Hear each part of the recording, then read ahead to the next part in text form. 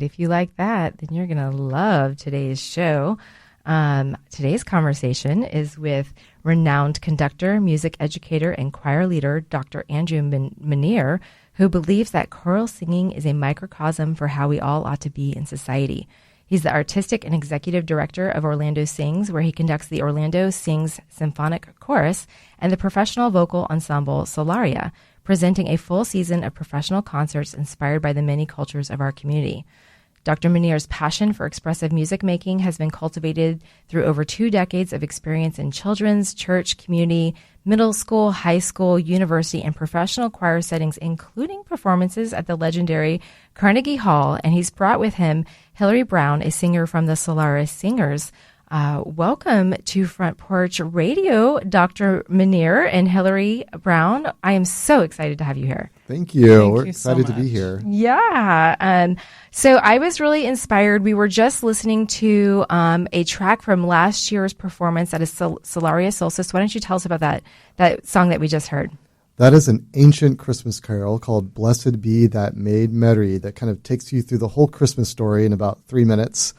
And that particular setting of that ancient carol is by Susan LaBarre, who lives in Missouri, is a wonderful composer today, and writes a lot of original music as well. And so that is just a sample of some of the ancient Christmas music that you might hear on a program like that. Yeah, it was so beautiful. And I have to say, one of the things that inspired me was my friend Sarah Purser, she was doing her duty and her job and inviting everyone on Facebook to this event, right? And so she invited me, and there was just something that drew me into it. I was kind of confessing before the show, I don't really go out to like choir performances often. It's just not usually in my repertoire, but like I first of all, I love Sarah. And then second of all, I was reading the programming and I was like, there's something special happening. You're having like a world premiere. But also just the blends of cultures and the fact that it was happening on Solstice really like drew me in. I grew up as not growing up in any kind of like religious faith setting, but I like jumped around to like I went to the synagogue and I went to church with different, I was like a cultural, like I was just like and my favorite part was when everybody would sing together. Mm. And so this really, like for me, I love to celebrate the winter solstice. And so to be able to have that kind of, I don't know, church-like experience, but by also celebrating and exploring different cultures, that was truly what drew me in. And I would just love to have you talk a little bit. We've got the Solaria Solstice is happening again. Is Friday, Saturday? When is Saturday it? night. Saturday December night. 21st. I have tickets. Solstice. I'll be there. Right. On the solstice. Tell us about this performance and what makes it so special. Yeah, one thing I love about this time of the year is that you hear singing all the time, Christmas carols. And so when we were coming up with our first season for Orlando Sings, this was back in 2021, I thought we have to do a program around the holidays, but I did not want to do something that is typically done. I wanted to do something a little bit different. And so I circled the solstice and thought, what does a meaningful program feel like on that day of the year? This is the longest night of the year, and it's going back millennia. Humans have celebrated this night as a time where we get to look forward to the days getting longer and light entering the world. And this is why we celebrate Christmas at this time of the year, with the light entering the world with Jesus, or with Hanukkah as a celebration of light and candles.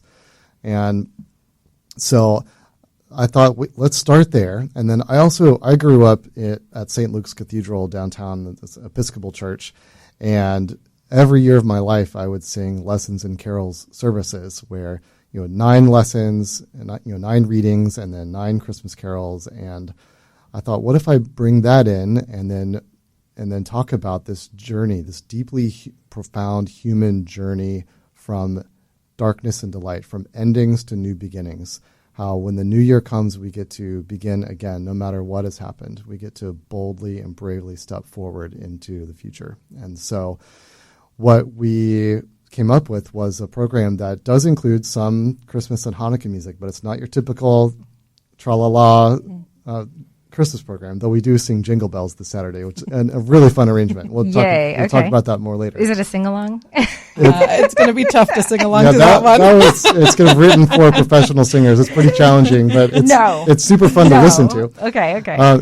And then that's the first part of the program, and then we experience a tremendous loss, and for this particular year, the piece that we are performing to represent that moment in life is all about the story of the great composer Beethoven and how he lost his hearing.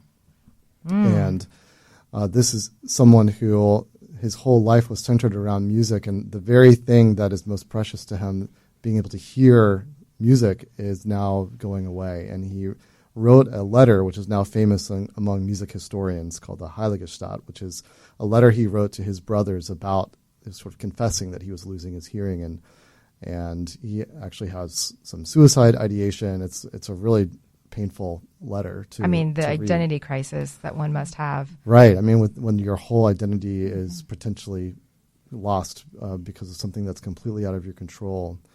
And so the audience, this piece is composed by Jake Runestad, who's a Minnesota-based composer and amazing composer. And so what he did was he took this text based on this letter, and we kind of experience musically this pain and this loss. And at the end, the audience will actually experience what it's like to lose your hearing.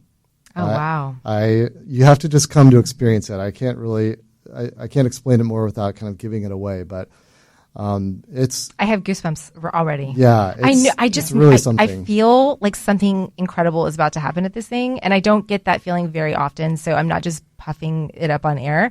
But yeah, like it's just, there's something that's going to happen, and even just the you just showed me before the show on your phone. It was a rehearsal, I'm assuming, and just even on your phone, I could feel the atmosphere that is being created by this group of incredibly talented performers.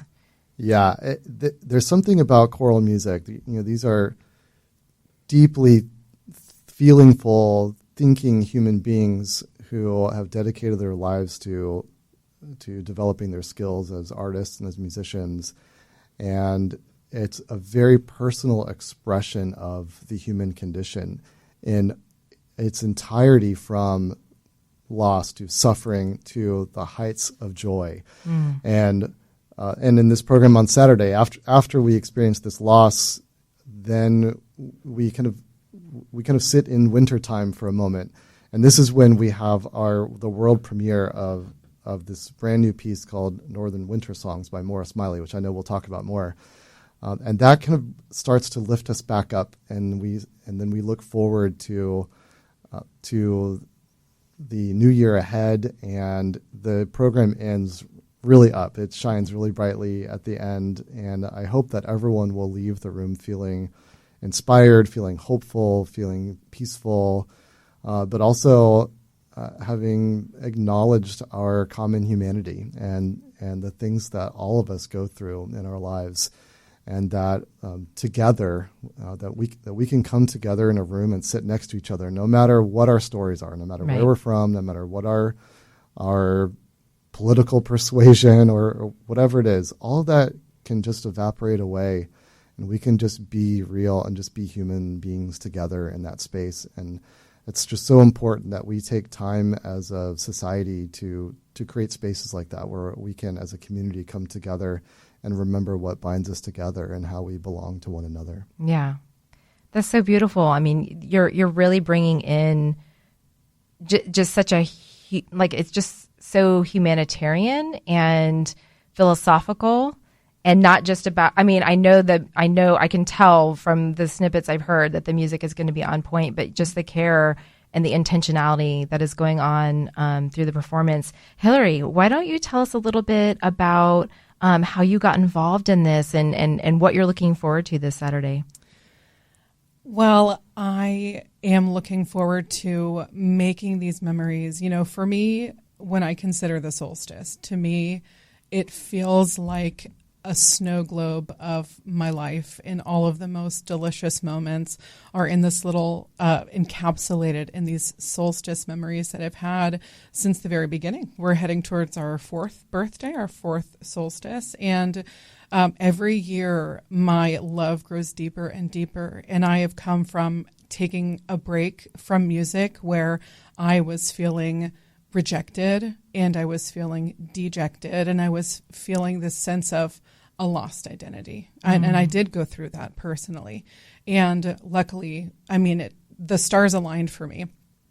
And when I moved back to Orlando, I was living up in Illinois for grad school and decided to move back down because I had it was snowy and icy, and I was coming home from the grocery store, and I put my brakes on at a 4-way stop, and my car went flying through that 4-way stop, and my car spun around 4 times, and I came home, and my husband and I had just gotten married, and I said, listen, I'm moving back to Florida. You can come if you want, and so luckily he said yes, and so I just couldn't take it anymore, and so living through this moment of feeling lost and thinking maybe things will change. My perspective will change. It just was too much for me. And so coming back to Florida, starting over, trying to start again, clawing my way out of this place that I was in.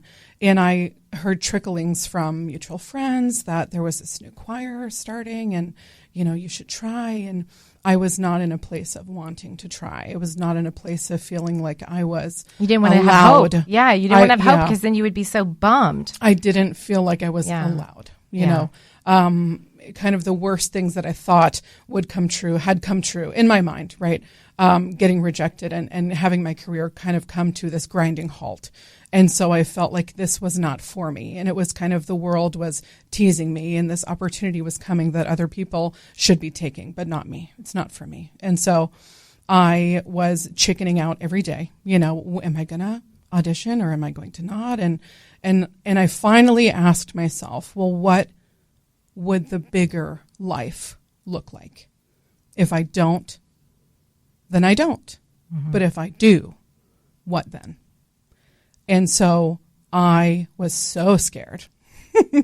And because I was so afraid of getting rejected again. Yeah. And so then I got word from Dr. Minier that he was inviting me into the choir, and it has transformed my life in a way that when I say that the solstice is this snow globe, it is there are precious moments for me. Yeah. And making music with my friends and my loved ones and my kin, my chosen family, is so deeply meaningful. And it does. Hillary is fabulous. So thank goodness so that she decided to go ahead and audition because she's amazing. And not only is she an amazing singer, but is an amazing human being and adds so much to our choir family that we have as a part of our Orlando Sings culture. Mm-hmm. And really contributes so much just personally as well to our community. And Hillary is a fantastic orator as well, a reader. And that's one aspect of the Solstice concert too, is like I mentioned those lessons in carols growing up and that we do today in my role as the director of music ministry at All Saints Episcopal Church in Winter Park.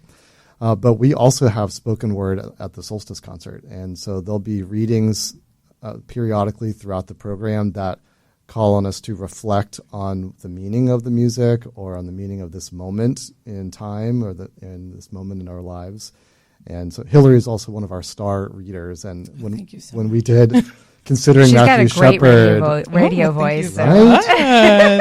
And June was our main narrator for our performance of Considering Matthew Shepard. And so Hillary has contributed so much, and really I've grown thankful so much. that you're here. No, I've grown so much, and my world keeps expanding, and so the solstice is precious in everything we do, and the spoken word, my worldview grows and my world expands through taking the journey through the solstice. And it is a journey when we're talking about music of the season and tra-la-la, and there's certain things you expect when you think about a winter concert. And I don't think that this is that. You go through an emotional journey as a singer, and I'm hoping as an audience member, and you feel the pit. Yeah. There are times where that pit has been in my stomach, and I feel grateful that I've been able to talk through those feelings to the audience. And it is, we fall together and we get lifted up together, and it is truly a sacred time. It is a sacred event.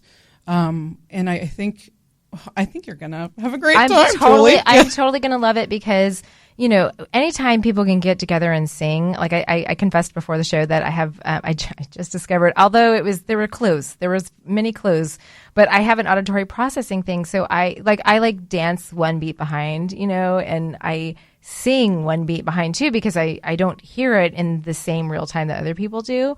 So I just love anybody who can sing, anybody who can perform, anybody who can play music. And I'm like the best audience member you'll ever find. But also we don't have any we don't have it. People aren't singing together. I mean, you guys get to do it all the time, but I feel like, we don't often get together in person that much. A lot of people are on their phones, and a lot of things lost momentum during the pandemic as well.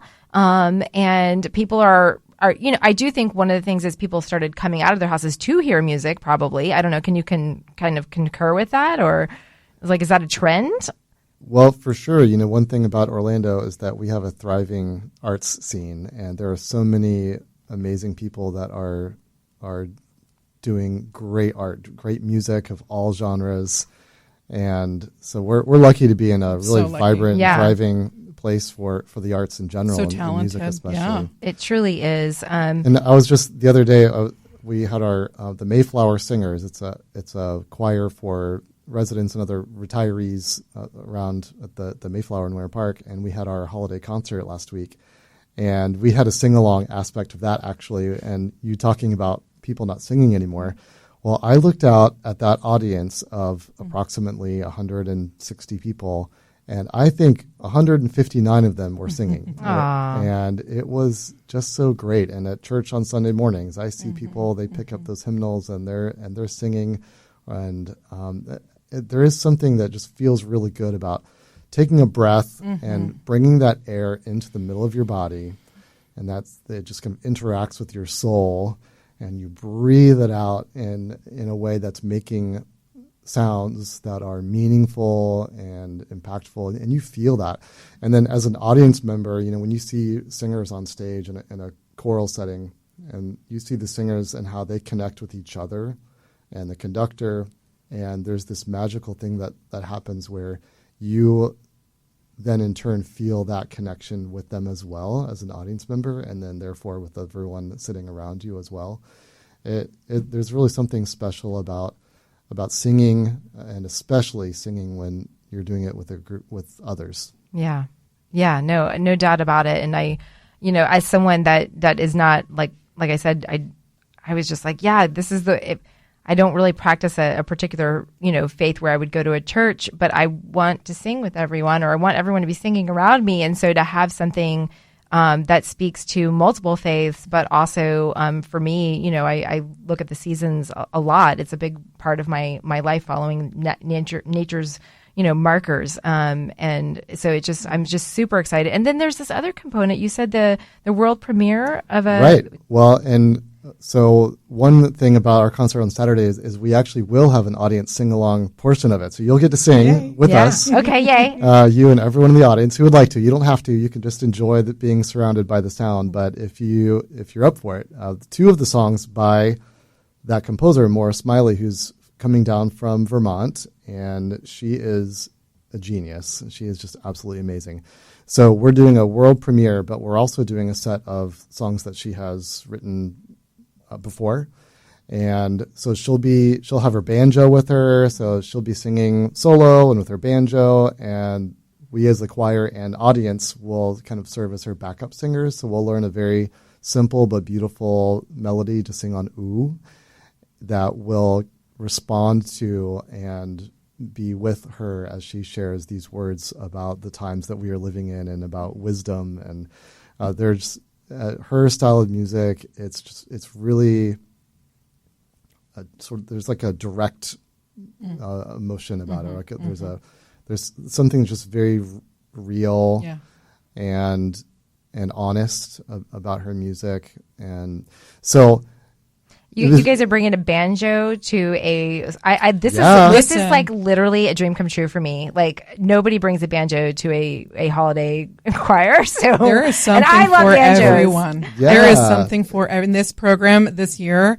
Lots of different styles, different genres, different emotions and stories. That there truly is something for everyone. So yes, banjo, and she absolutely. She not only is a singer and songwriter and performer, but she's also a wonderful composer. And I was at a concert in Los Angeles at the Disney Concert Hall in L.A. It was the L.A. Master Chorale, which is one of the finest professional choirs in America, in the world.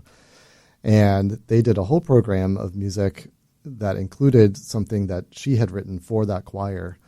And I only knew her music that was a little bit more sort of folk inspired, and I didn't know that she wrote stuff for a professional choir like that, and it was really stunning. And so that kind of became the beginning of my choir geek fandom of her as a composer.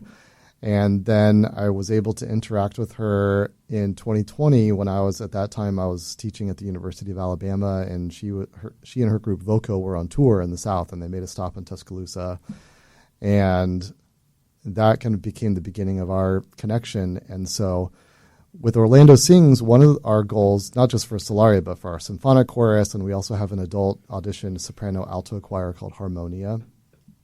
And one of our goals is to move the art form forward. So choral music is an ancient art, and people have been singing together for as long as there have been humans on this planet. But what we think of as sort of in the Western classical tradition, choral music, even that has been around for 1,200 years, or if you want to go all the way back to the Greek choruses of the ancient Greek theater, for much longer than that. But one of the things we're working on doing is taking this ancient art form and helping to move it forward. And one of the ways that we can do that is by supporting composers who are living and working today to create new music. Right. And so we are really excited that this is the first commission that Orlando Sings has done. We're just in our 4th season right now, so we're really just 3 years old. And so this has been many months in the making, and we're just really excited to be able to work directly with the composer, have her with us, so that when we are rehearsing on Friday and Saturday in the lead up to the concert, she'll be able to work with us to help really make her vision for the music come to life, and take something that didn't exist however many months ago, and now it does, and we have been a part of creating that.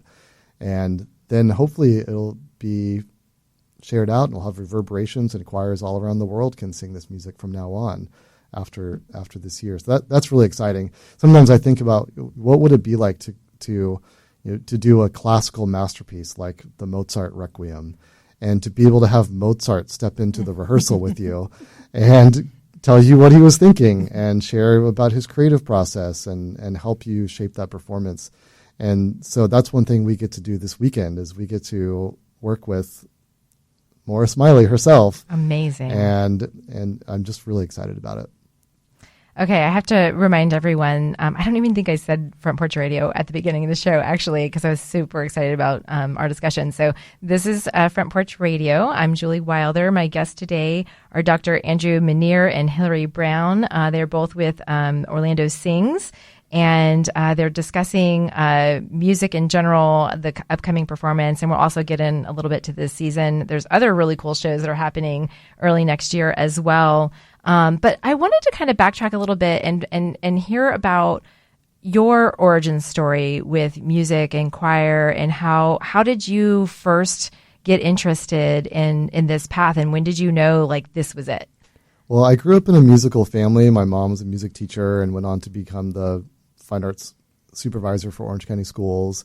And my dad grew up playing trumpet in the band and sang in the church choir. And my older brother also is very musical, played cello and piano growing up, and sang in the Orlando Deanery Boy Choir and at St. Luke's Cathedral downtown. And so I followed in his footsteps and joined the choir there at the cathedral, both the choristers, which was the youth choir there at the church, and the boy choir, which was sort of a touring ensemble.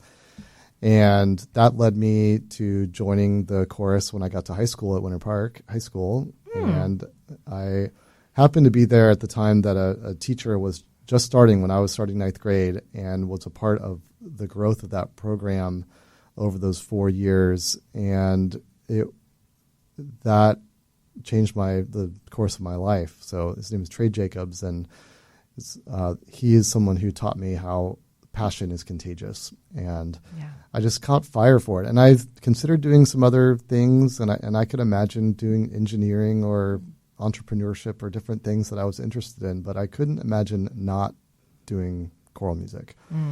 And so I do have a sense of a calling for it. It feels like a mission, and where through choral music I can help people become more fully themselves and to enrich their lives in a really beautiful way and bring people together and build community.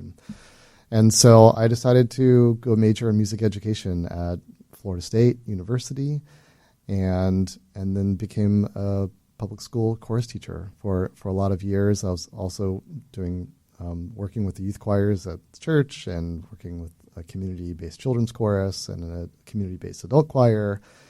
And it's just been the focus of my professional life. And I went on into higher education. I was at Michigan State University and at the University of Alabama before coming back, where I started this dream of Orlando Sings, and I thought it would be something that over the long term could build into something really special. And I've been overwhelmed with how much support and love we've received, and the growth, both in size and artistry, and it's just been an amazing journey. Well, you are an entrepreneur now. Thank you. Start something from scratch. Right. When you start something from scratch and you innovate, and I mean, obviously you have years and years of experience. Hurting children, I'm sure, is like hurting cats. And so to be able to work with, fully professional and competent performers, and doing it in it just feels like a really grassroots way, but with excellence. And you're innovating. You're really innovating, and that comes from somebody who's not afraid to, especially in I would imagine it can be a little bit. Am I wrong to think that it might be a little bit of a stiff industry, the choral world, or is there? Well, there are definitely one thing about choral music as a scene, right, is that it's really diverse. So you have all different types of choirs, some that are sort of more general, and some that are really specialized, that might really focus on early music or on gospel music. I think that's a stereotype jazz. I have in my head, right? And so we're interested in exploring all kinds of music from all different cultures, including the classical masterpieces as well. I love that music, and it's deeply profound and powerful. But also, with contemporary styles and all kinds of different things. And so we're really interested in a broad array of music, and also music. Getting people singing I like to say, from womb to tomb. So from children all the way through retirees and every age and stage in between. I feel like when you mentioned the part about going through Mozart, like losing his hearing, I've had such a relationship with discovering that I have this auditory processing thing. I wish somebody had diagnosed me so I wouldn't have been like, I just suck at singing, Right, but one of the things is that when I figured out I could put on, it's a bone conducting headset, and I got a bone conducting headset that also had a microphone so I could hear myself at the same time.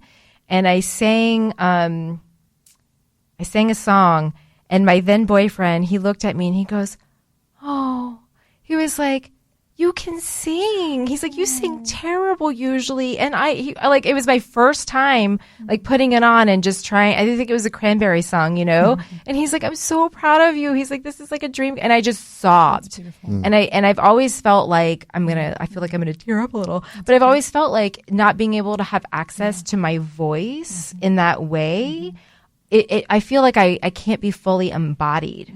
Yeah. Our voices are not instruments like a trumpet or violin that you have outside of you. They are literally inside us, right? They are a part of us physically and also a part of our ego, a part of how we imagine ourselves. We're having a strange, I don't know if I think that might be just in studio that we're having a weird sound. A little staticky sound. Just a little staticky sound. But yeah, so it's almost like our name, right? That's so wrapped up in our identity of who we are as a person, our voice. So to be able to really utilize it fully is it's just there was that. I think there was that. Oh God, I'm not going to get it. You guys will probably remember, but there was I think it was like a Disney show, The Greatest Showman, or something like that, and the woman who sings the song, like I was watching like her rehearsals, and she was like all nervous. It was just like a replay of like the character in real life, and then she just like lets out, and I was like, this is the most amazing thing I've ever seen. And I always cry whenever somebody gets the golden buzzer, man. Just like, oh my God. Me too. It's a good moment. Right? Yeah, it's like, go, you did it, you know? Oh man. So what has it been like for you, Hillary, as part of this choir? I mean, I know you alluded to it a little bit before, but tell us about Dr. Munir's process and like what it's like to watch him, you know, bringing all of you guys together and creating those harmonies between you.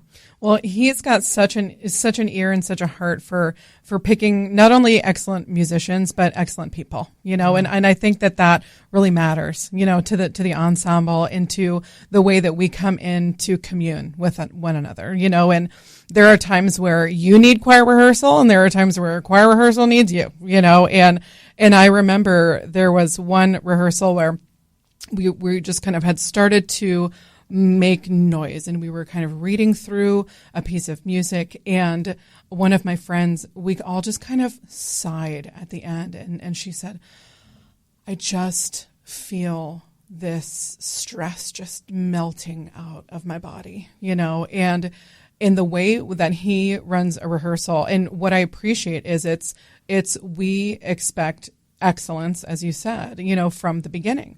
And he's not the kind of conductor that will stop and break things down. You know, we are learning in the moment. If we have a piece of music that we've never done before, he not only expects the right notes, the right rhythms, the right words and the diction, but he also expects musicality and nuance from the very beginning. And it makes me feel like a stallion, like a thoroughbred horse, you know, like, but to put ourselves at that level from the very first moment of music making. And when you push yourself to that level of excellence, and when you achieve so much so fast, and you're always pushing that goalpost farther and farther, I'm the best I've ever been. I'm the best musician I've ever been, because he requires it. And rightly so. And it's just so much fun to be in a rehearsal with him, and the way that he conducts and the way that he calls on us. I have worked with him long enough where I feel like I know what you're asking for. Now, if I'm wrong, tell me off air. Don't tell me now. But I feel like I can read you, you know, and when you are conducting and with the way that you gesture and what you ask for from us, it is reciprocal, and it's so plain, you know, and I know what you need, and I do my best to deliver. And that is also a beautiful part of working together and having a long-standing relationship, is there is an intimacy and there is a bond that is, at some point, the music and the humanity is inextricable from one another. And so the way that he has built us up as a unit, as an ensemble, when we come in the room, we know what's going to happen, you know, and we know that it's going to be good. More often than not, it's heading towards that level of exceptionalism that is so beautiful to witness, and to be a part of that it's a thrill. I found that in rehearsal last night, actually, because we have a core of singers who have been a part of Solaria from our first performance. And then we have some people who have been in the group for some performances and not for others, depending on the size of the group. It modulates depending on the project. But we have a couple of new singers with us. This will be their debut with Solaria this week. And there were definitely a couple of times where I felt like I had to say something out loud for them because with everyone else, I know that you know, and we know. Yeah, right.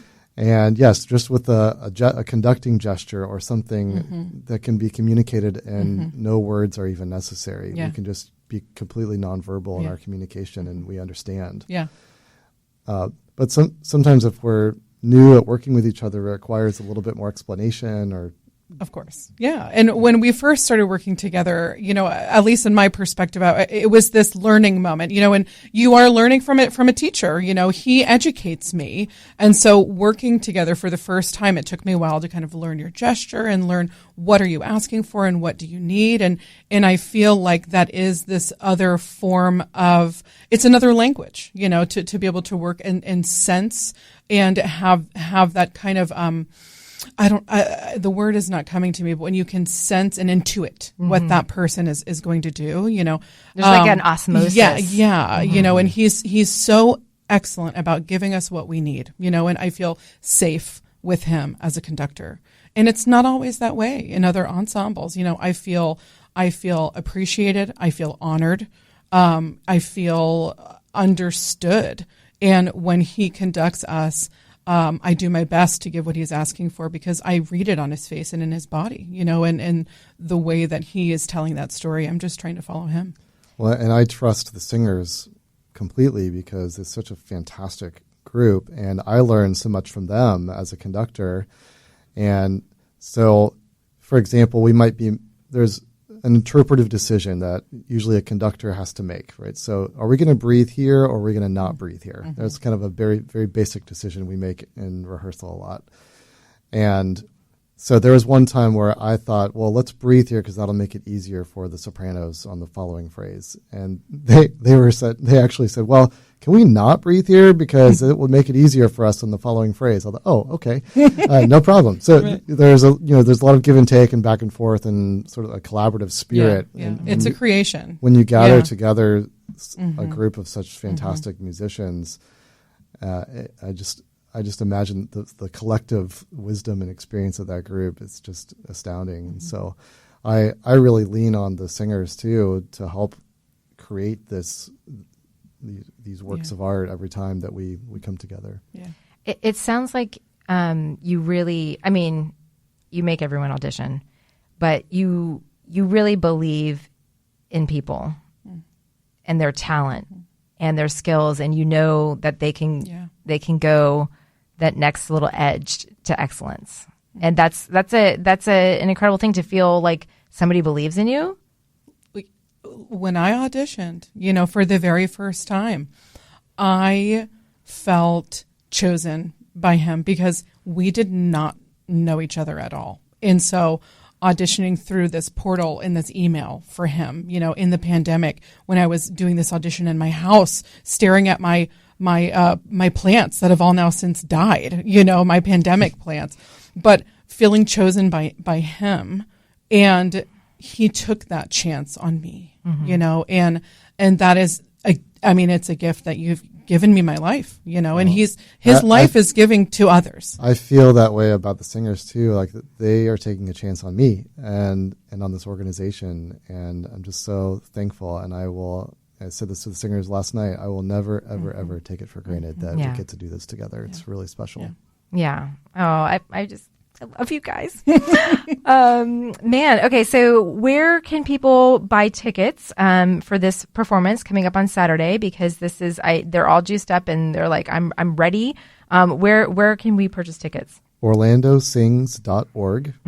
And right there you can find out all the information you need, and there's a button that you can press that says to purchase single tickets. And so you go there and then you can pick out your seats.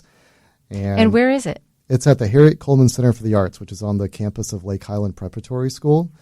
So really close to downtown Orlando, but there's plenty of parking for free, and it's a beautiful space. And one thing that we're excited about this venue is that we also have the full use of all the theatrical lighting and projections and the audio capabilities of that space. And so this is not going to be your standard just stand on risers and sing kind of concert. It should we're planning on it being as visually appealing and compelling as it is aurally. So so we're excited to be in this new venue, and it's our first time doing this program there. Oh, it's so exciting. I'm excited because that's my neighborhood. So I'm just like, oh yes, let's, get my kid and let's go down and do the Solstice thing with some of my, Sarah, I've known her a long, long time, and now you guys are my new friends.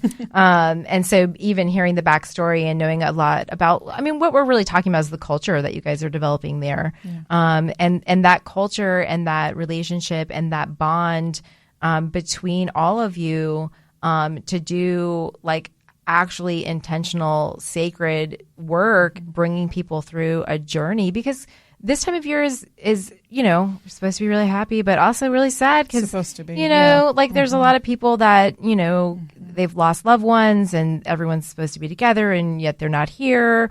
Or, maybe they have financial troubles and, or whatever the reason is. Right. And so this is a time of a lot of time grief. That's what winter is. It's the letting go and just feeling your feelings. But, and then coming out on the other side with some hope. Exactly. Yeah. Yeah. I'm excited about the journey. Okay. So we've talked a lot about the coming performance, but you also have, I think did I see 3 other shows that are coming? So coming up in May will be our 4th annual Orlando Sings Choral Festival. And it's a series of concerts. So this spring we'll have 3 concerts within 3 days. And so on the first night, it's all music by Jewish composers. A lot of choral music, because of its history, has been sort of grounded in the church. And so a lot of the historic choral music has Christian origins. And so we're trying to bring some balance to the force here and do some masterworks by Jewish composers. So that's going to be a really special night of some really powerful and exciting music. And then on the Saturday, we have a double header. So the late afternoon is a piece called The Path of Miracles, which is all about the sacred journey in Spain of the pilgrimage walk, and about that spiritual journey of discovery and transformation. And then we'll have a dinner break, and then we'll come back for the evening. Ooh, dinner too. Yum. Yes, we're details coming soon, so stay tuned. And then we'll have our evening program, which is going to feature a couple of works. One is a piece by Jake Runestad, the same composer who composed the piece that we're doing this week about Beethoven losing his hearing.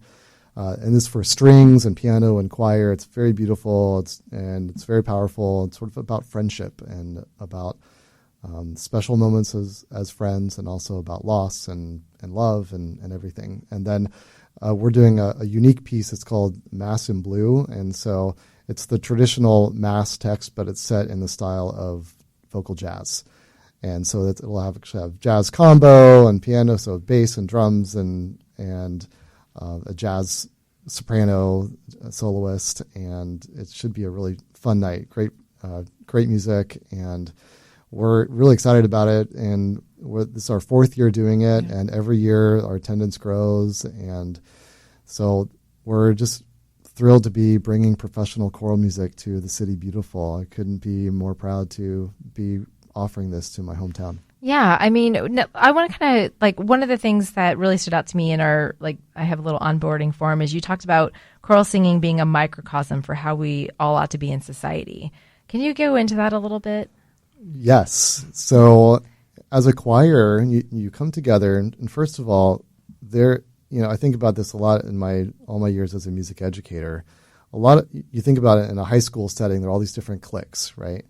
And you would not necessarily choose to interact with someone who's from this other group necessarily. But when you come into the chorus room, you can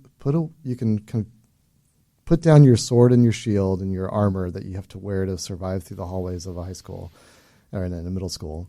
And you can just be even more brutal. Yes. And you can just be who you are. And it doesn't matter where you are from or what your family background is or anything. And you can just be together and you can breathe together and collaborate. And you have to listen to each other. And right. Sometimes it's your time to take the lead maybe it's as a soloist, or maybe your section it has the melody, and sometimes it's your job to be in a supporting role and to be harmonizing or just being quiet while someone else takes a turn. And I just think about how if only all of us would collaborate in that way and honor each other in that way, and we come together and we create beauty collaboratively, and then we share it out into this world that so desperately needs it. Mm-hmm. And so thinking about that as a microcosm for the world, and we live in this time that feels just so divided among all these different fault lines. And someone said once that if you got all the world leaders together, let's say at the United Nations, and you had them sing together first before they would sit down around the table to solve the world's problems, that they would all get along a lot better because they would see each other's humanity, right? Well, they would see each other's humanity, and then that, to your point of like paying attention, and like what you're trying to do is find the harmony, find the resonance, right? Yeah. And so both literally and if you can get on that resonant chord and create that harmony between you, then then you're literally resonating, and so you can work it out. And it's so better. That's so Maybe much not more totally. powerful. So much more powerful and more fun. Absolutely, it's humanizing. Yeah, really fun. Yeah, and so fun. Yeah, and also like people like me that I'm like, I don't know if I can sing, but like when I have been in like I had the pleasure of I was in a music video for Beautiful Chorus here in town. I was telling you about them before the show started, and I don't know why they let me in, but I was singing with them. They played their track, okay, but like I got to like sing with them, and I was like, I think I'm better than I think I am. Yeah, I bet you are. Because it was just like again listening, engaging, and like trying to find it. And a choir is a case of where the whole is truly greater than the sum of its parts, right?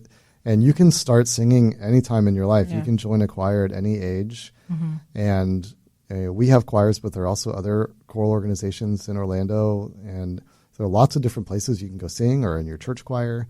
And unlike an instrument that requires years and years of study to get up to a level of proficiency to be able to play sort of the most basic of music, with singing, we're born exploring that instrument from the very beginning. And so it's something that you can pick up anytime. And when you join together with other people that have more experience, you can do really high level music, even as someone who's fairly new to the art form. Yeah. Have we missed anything? Is there anything I forgot to ask you guys? Our hour is running out, but it's been so great talking with you. Yeah, I always like talking about music and singing. And, I could tell. And to be able to share the love and the positive energy and spirit that we get to share all the time when the Orlando Sings family, to be able to share that out into the community is really special. So thank you. A lot of the work I do in the world is around consciousness, and I just feel like you guys have like a conscious choir, and it's just really special. And I'm not at all surprised that something like this is happening here in Orlando, because, like you said at the beginning of the show, we do have a lot of talent here in town. Probably largely due to your choral directing throughout all of the schools. That's something that we're working on, is really cultivating this city as a place where professional singers can have a career. And we're just so blessed to have this so many talented singers, and the theme parks certainly help with that. Yeah. And so that's one thing I'm super proud of about Solaria, is that we are really focused on supporting locally based singers. Mm-hmm. And this is truly it's a homegrown effort, totally unique, totally innovative, and right here in our neighborhood. So Everybody listening, what website should we go to again? It's orlandosings.org. Okay. And the Solaria Solstice is this Saturday. 8 p.m. 8 p.m. There are still seats available. And if you if you missed any part of this conversation, you want to hear the whole thing, go to frontporchradio.substack.com. I will be posting the podcast either late tonight or tomorrow. And there is a discount code that I'll be putting out with that too. So if you want to buy your tickets, you'll get a little something, something. And I am just really excited to have met both of you. I just feel like anybody who's out there putting their passions and doing something innovative and doing it in a way that's really cultivating community and just a culture of kindness, you always have my heart. So thank you. It's Thank really you so much. great to speak with you today. Absolutely. Okay, so we're going to go out playing one more a song. So if you want to set this up before I hit play. Yes, so this is a piece called Rise, Shine, and it's a spiritual, and it's arranged by Marcus Garrett and Tom Trenny. And so this is one of the pieces that's towards the end of the program, and so this is all about light, and so it's really exciting, and we love to sing it. It's so much fun. And especially that last minute or so, the way it just crescendos to the finish is really fun. So I hope you enjoy the great spirit of it. And I should mention, come early on Saturday. We're going to have cookies. What? So, I didn't know that. Yeah, so you got to get there early, have some cookies, have some cider, and and meet your fellow neighbor, because that's who we all are. We're all neighbors, and Definitely. we're all in this together. That's right, and I'm excited to take the journey with everybody in the audience and you guys. And stick around afterwards. I hope to chat with you after the concert. Oh, absolutely. I'll be there for sure. It's my one, I'm doing 2 holiday things. I'm doing that. And then on Christmas Eve, I'm doing the Lou Gardens, oh my gosh, tour. Fantastic. I live right across the street. Yeah. I was like, you know what? Wow. Christmas Eve, let's go, So anyway, all right. So this is a Solaria Solstice Rise, Shine. A little bit of a preview.